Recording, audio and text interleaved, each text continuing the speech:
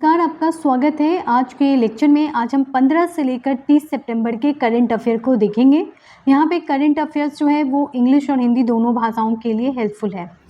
चलिए आगे बढ़ते हैं, देखते हैं। सबसे पहला news, one nation one election. जी हाँ, कैबिनेट ने अप्रूव कर दिया है वन नेशन वन इलेक्शन को, और ये बहुत ही बड़ी चेंज होगी क्योंकि वन नेशन वन इलेक्शन एक बहुत ही इंपॉर्टेंट कॉन्सेप्ट है, उसे समझते हैं। सबसे पहले तो बताना चाहूँगी कोविंद पैनल के बारे में। जो हमारे फॉर्मर प्रेसिडेंट थे रामनाथ कोविंद, उन्हीं के अंतर्गत ये पैनल बनाया गया है जिसको कोविंद पैनल कहते हैं, और इनके रिकमेंडेशन से वन नेशन वन इलेक्शन को लाने की कोशिश की जा रही है। इन्होंने क्या रिकमेंडेशन दिया और वन नेशन वन इलेक्शन का क्या मतलब है, थोड़ा समझते हैं। देखिए, कोविंद पैनल ने इसे रिपोर्ट किया है सितंबर में, और इसमें टोटल गवर्नमेंट को 362 वोट फेवर में मिला है, यानी 2/3 मेजोरिटी से ये जो है ये पास हो गया है, 2/3 मेजोरिटी से। ठीक है, कौन सा? तो one nation one election. Union cabinet ने एक्सेप्ट किया है इसका रिकमेंडेशन। क्या होता है वन नेशन वन इलेक्शन, थोड़ा समझते हैं। देखिए, वन नेशन वन इलेक्शन का मतलब होता है पूरे देश में बस एक टाइम इलेक्शन का होना। ठीक है, एक टाइम में इलेक्शन के होने से क्या फ़ायदा है और क्या नुकसान है उसे समझ लेते हैं। तो देखिए, अगर हम मेरिट की बात करें तो क्या होगा, क्योंकि एक बार ही इलेक्शन होगा तो जो मॉडल कोड ऑफ कंडक्ट होता है, जिसके अंतर्गत क्या होता है, 1 महीने 2 महीने पहले से ही गवर्नमेंट कोई नया स्कीम नहीं ला सकती है, गवर्नमेंट कोई नया हेल्थ केयर प्रोविजंस नहीं ला सकती है, क्योंकि मोड ऑफ कंडक्ट लागू हो गया है इलेक्शन कमीशन के द्वारा। क्योंकि इलेक्शन एक टाइम में होगी तो ज़्यादा परेशानी नहीं होगी और पूरे देश का जो काम है वो आसानी से हो पाएगा। यानी कि वन नेशन वन इलेक्शन क्या करेगा, इफ़िशिएंसी को बढ़ा देगा। Focus on the main job, some member of the political party engage in campaigning. अब देखिए, अगर हम इसका मेन जॉब देखें, क्योंकि इलेक्शन होता है तो इलेक्शन में बहुत सारे काम होते हैं, जैसे कि जो कुछ फेस होते हैं, कुछ पार्टी के कुछ पॉपुलर लीडर होते हैं जो कि फेस होते हैं, और वो हर प्लेस पे जाकर कैंपेनिंग करते हैं। इस पूरे प्रोसेस में क्या होता है कि बहुत ज़्यादा कैंपेनिंग पे इंगेजमेंट हो जाता है और काम गवर्नमेंट प्रॉपर नहीं कर पाती है, तो वो भी यहाँ पे कम होगा क्योंकि इलेक्शन एक बार होगा। कॉस्ट कटिंग की बात करें तो बिल्कुल इलेक्शन में बहुत ज़्यादा पैसे खर्च होते थे, क्योंकि अब इलेक्शन में पैसे भी कम खर्च होंगे क्योंकि इलेक्शन एक टाइम में होगा। जैसे कि मान लीजिए कि आपके घर में 5 लोग हैं जिनकी शादी होनी ज़रूरी है। अगर पाँचों की शादी होगी तो 5 बार खाने का कॉस्ट होगा, 5 बार कपड़े खरीदेंगे, 5 बार तैयारी करेंगे, तो क्या होगा, ज़्यादा पैसा खर्च होगा। लेकिन अगर हम पाँचों की शादी एक बार कर देते हैं तो क्या होगा, कपड़े खरीदने का, ज्वेलरी खरीदने के, घर के और भी जो काम होते, गिफ्ट देने का और खाने पीने का खर्च काफ़ी कम हो जाएगा क्योंकि पाँचों की शादी एक बार हो रही है। वैसा ही कुछ concept one nation one election में है, जिसके अंतर्गत एक ही टाइम में इलेक्शन होगा और इलेक्शन का जो कॉस्ट होता है वो एक ही टाइम पे करना होगा। तो यहाँ पे क्या देख रहे हैं हम लोग, कॉस्ट कटिंग की बात हो रही कि कॉस्ट कटिंग होगी, क्योंकि एक वोट का मतलब है 1400 रुपीज़। एक वोट का क्या मतलब है, 1400 रुपीज़, 1400। ठीक है, तो काफ़ी महंगा है ना, एक वोट 1400 रुपये का है। तो कॉस्ट कटिंग होगी अगर वन नेशन वन इलेक्शन होता है। अब डिमेरिट्स देख लेते हैं।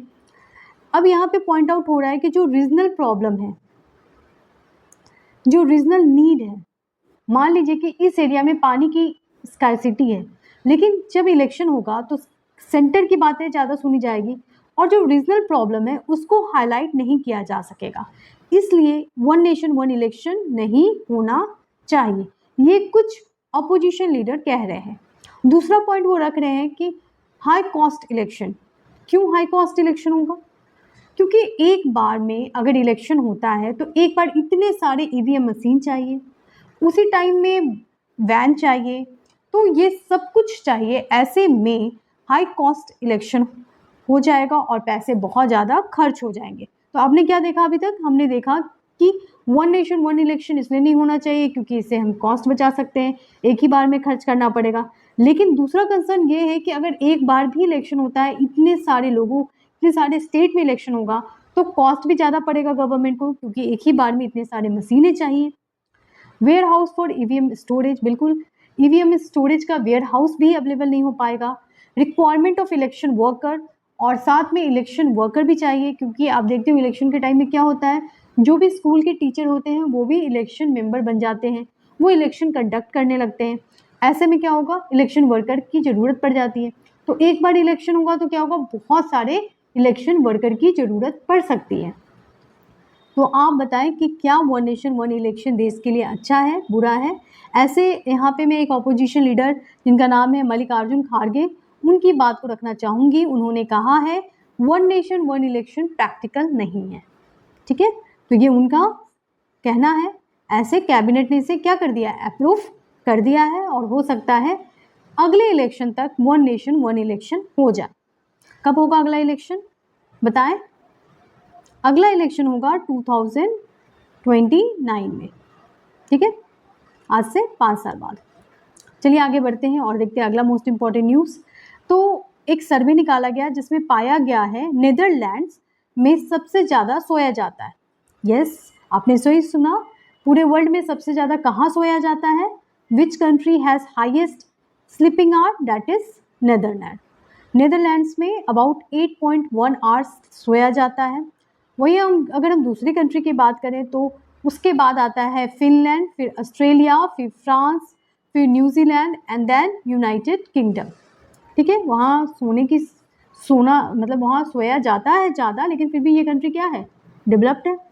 अच्छा, नीदरलैंड्स देख लेते हैं कहाँ पे है, क्योंकि क्वेश्चन आ सकता है। तो देखिए यहाँ पे है मैप, और मैप को अगर आप ध्यान से देखें तो आपको रीजन देखना होगा, जर्मनी और बेल्जियम के बीच में है नीदरलैंड। ठीक है, तो ये नॉर्थ सी के पास है नीदरलैंड्स, और ये कहाँ है, तो बेल्जियम और जर्मनी के बीच में है नीदरलैंड। ये आपको इस पिक्चर में दिख रहा होगा। चलिए आगे बढ़ते हैं। 8th India water week. 8th India water week यानी India and European Union agreed to enhance cooperation in sustainable water management at the 6th EU India Water Forum held on the sidelines of 8th India Water Week in New Delhi।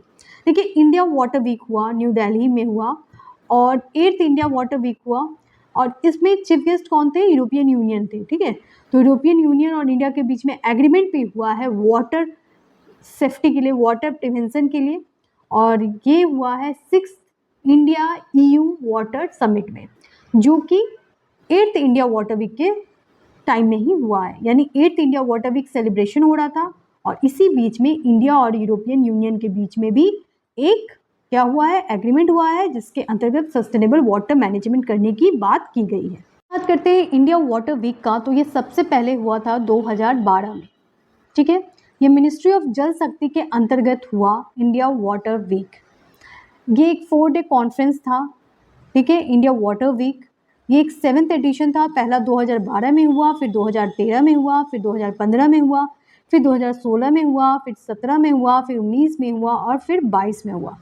ठीक है, तो आपने देखा कितने time हुआ India water week, तो about 7 time हो गया है। और इस बार जो एडिशन है वो कौन सा एडिशन है, इस बार 8th एडिशन है।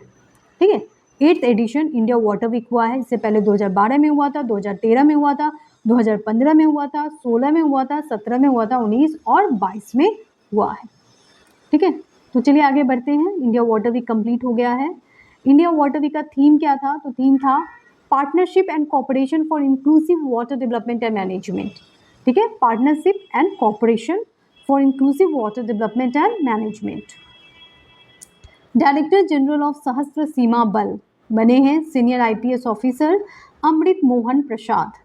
ठीक है, और ये नेपाल और भूटान बॉर्डर पे एज अ गार्ड फ्रंटियर काम किए हैं, और अभी ये IPS ऑफिसर अमृत मोहन प्रसाद को बनाया गया है सशस्त्र सीमा बल का डायरेक्टर जनरल। शिंगेरू इशिबा जो कि न्यू PM है जापान के, उनको बनाया गया है शिंगेरू इशिबा को बनाया गया है, जापान के नए प्राइम मिनिस्टर हैं, और इनको लिबरल डेमोक्रेटिक पार्टी से ये बिलोंग करते हैं, और इनको बनाया गया है head. New PM of Sri Lanka कौन है, हरिनी अमर सुरैया। ठीक है, तो हरिनी अमर सुरैया जो है वो नई प्राइम मिनिस्टर बन गई हैं श्रीलंका की। ये थर्ड प्राइम मिनिस्टर है, फीमेल प्राइम मिनिस्टर है श्रीलंका की। इससे पहले 2 वीमेन बन चुकी है। एक है सिरिमावो जो कि 1960 में बनी है, ठीक है। एक है सिरिमावो जो कि 1960 में बनी है और उसके डॉटर चंद्रिका बनी है नेक्स्ट टाइम प्राइम मिनिस्टर। अब थर्ड टाइम कौन बना है प्राइम मिनिस्टर, तो ये बनी है हरनी अमर सुनिया, ठीक है। न्यू चीफ ऑफ ISI इन पाकिस्तान कौन बने हैं, मोहम्मद असीम मलिक। ये न्यू क्या बने हैं, न्यू चीफ बने हैं ISI के। अगर हम ओबिट्री की बात करें तो हसन नसरुल्लाह जिनकी अभी डेथ हो गई है और काफ़ी हंगामा है इजराइल और ईरान के बीच में इनकी डेथ के कारण। ये हजबुल्ला ग्रुप के हेड थे, इनका नाम है हसन नसरुल्लाह, ठीक है।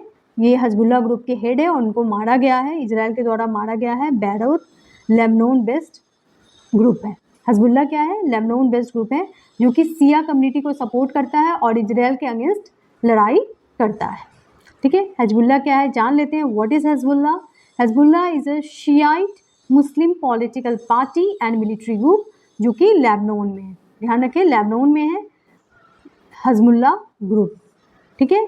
और लेबनीज सिविल वॉर कब हुआ था, 1975 to 1990। Fourth global bio India limited, fourth edition global bio India limited का हो गया है। कहाँ पर, ये इम्पॉर्टेंट है। तो देखिए ये हुआ है न्यू दिल्ली में, 14 सितंबर को ये कंप्लीट हुआ है। Fourth global bio India limited ये ऑर्गेनाइज किया गया था department of biotechnology, ministry of science and technology के द्वारा। Fourth global bio India limited. और ये जो सेरेमनी है वो लॉन्च किया गया है calls for proposal under prestigious I4 यानी innovation for industry and pace programme के अंतर्गत।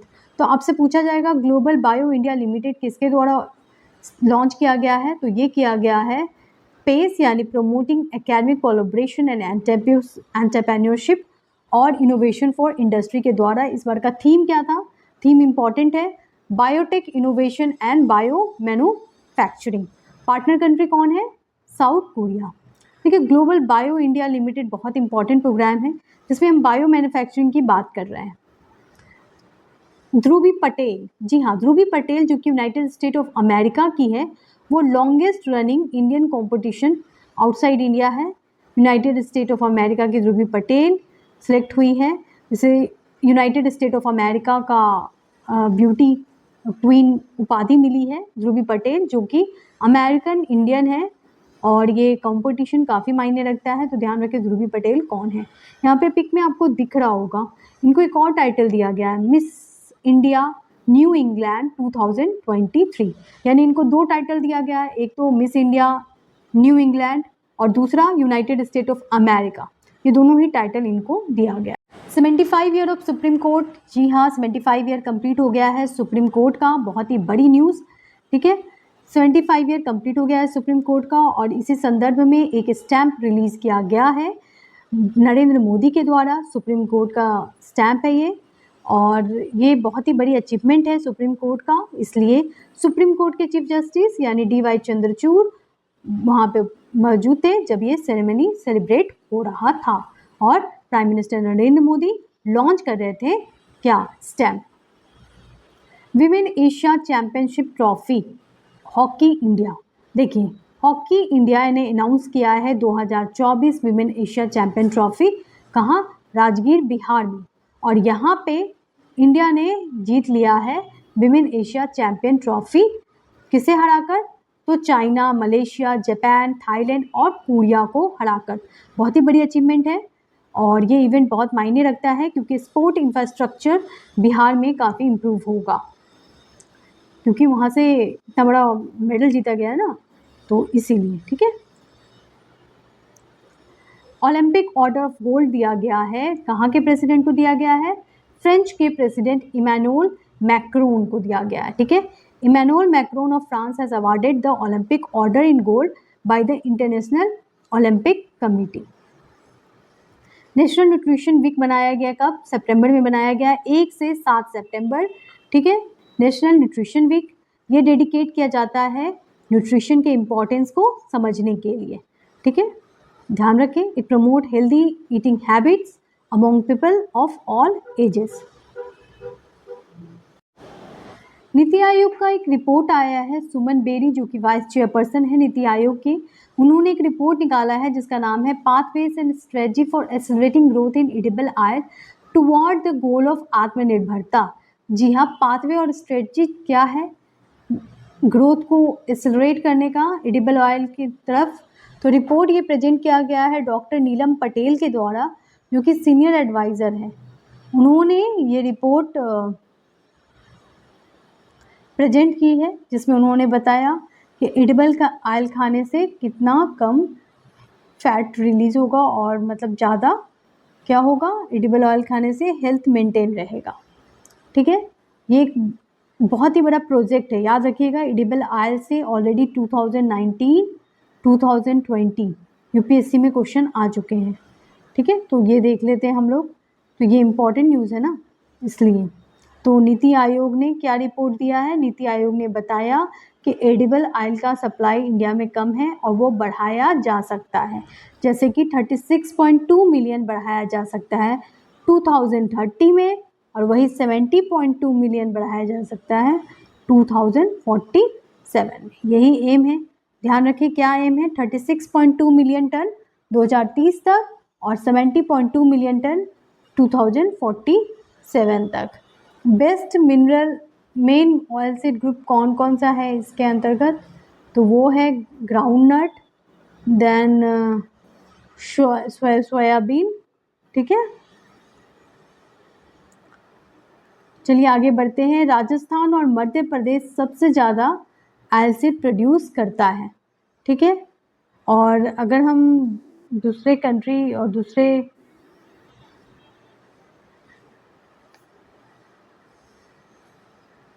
तो आपने देखा राजस्थान और Madhya Pradesh highest production of oil seed करता है। यहाँ पे बहुत इंपॉर्टेंट डेटा है जिसको देख लेते हैं, जैसे ग्राउंड नट जो है वो सेकंड इंडिया इसमें है, ग्राउंड नट ऑयल की बात करें तो उसमें भी इंडिया सेकंड है, सोयाबीन में इंडिया फिफ्थ है, वही सोयाबीन ऑयल में भी इंडिया फिफ्थ है, कैस्टर सीड में फर्स्ट है, कैस्टर सीड फर्स्ट है, उसके अलावा रेप सीड में थर्ड रैंक है, सनफ्लावर में फिफ्थ रैंक है, लीन सीड में फिफ्थ रैंक है। तो यहाँ पे क्या दिख रहा है, यहाँ पे ये दिख रहा है कि रैंक जो है वो स्ट्रेट पाथ पे नहीं चल रहा है, वो बढ़ रहा है और घट भी रहा है। कौन कौन से कंट्री इंपॉर्टेंट है वो आप देख लो, स्क्रीनशॉट लेना है तो ले लें, नहीं तो ये वीडियो दोबारा भी देख लें। चलिए आगे बढ़ते हैं। डिपार्टमेंट ऑफ पब्लिक एंटरप्राइजेस और मिनिस्ट्री ऑफ फिनांस ने नवरत्न स्टेटस दिया है 4 पब्लिक सेक्टर एंटरप्राइजेस को, जिसका नाम है RCIL यानी Rail Tel Corporation of India, Solar Energy Corporation of India, National Hydro Electric Power Corporation of India, Satluj Jal Vidyut Nigam, इन सभी को मिल गया है नवरत्न स्टेटस। बहुत इंपॉर्टेंट न्यूज़, क्योंकि 4 कंपनीज को मिला है नवरत्न स्टेटस। नवरत्न स्टेटस जो है वो बढ़ गया है, अब 25 हो गया है, पहले कितने थे 21 थे, क्योंकि अभी 4 न्यू एंटरप्राइजेस को मिला है ना नवरत्न स्टेटस, तो अब क्या हो गया टोटल 25। ध्यान से देख लें नवरत्न स्टेटस, बहुत इंपॉर्टेंट न्यूज़ है। बेनिफिट ऑफ नवरत्न स्टेटस, क्यों नवरत्न स्टेटस इतना इंपॉर्टेंट है, तो देखिए नवरत्न स्टेटस जो है वो फिनेंशियल और ऑपरेशनल मैटर को देखता है, साथ में नवरत्न स्टेटस जो है वो 1000 करोड़ या 15% of net worth on a single project without needing permission from the central government, यानी कि आप अगर नवरत्न स्टेटस पाते हो तो क्या कर सकते हो, ज़्यादा से ज़्यादा इन्वेस्टमेंट कर सकते हो। फ्री सुपर कंप्यूटर लॉन्च, जी हाँ 3 सुपर कंप्यूटर इंट्रोड्यूस हो गया है, नरेंद्र मोदी जी ने इसे डेडिकेट किया है। ठीक है, 3 सुपर कंप्यूटर को पुणे में, दिल्ली और कोलकाता में ये इंस्टॉल्ड हुआ है।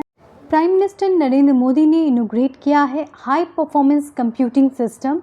हाई परफॉर्मेंस कंप्यूटिंग सिस्टम यानी HPC क्या करेगा, वेदर और क्लाइमेट रिसर्च करेगा। जी हाँ, वेदर और क्लाइमेट के बारे में बताएगा और रिसर्च करेगा और डेटा देगा, जिस डेटा का इस्तेमाल किया जाएगा वेदर फोरकास्टिंग में। तो ये बहुत ही इम्पॉर्टेंट प्रोविज़न है जो कि लिया गया है सुपर कंप्यूटर के डिप्लॉयड होने से, HPC सिस्टम इंट्रोड्यूस हुआ है। चलिए आगे बढ़ते हैं। 2 नए इंडियन एम्बेसी स्टार्ट किए गए हैं अमेरिका में, लॉस एंजल्स और बोस्टन में। ठीक है, तो लॉस एंजल्स और बोस्टन दोनों ही प्लेस में न्यू एम्बेसी स्टार्ट किया गया अमेरिका के द्वारा। Thanks to watch the video till last. Video में कहीं डाउट हो तो ज़रूर पूछें।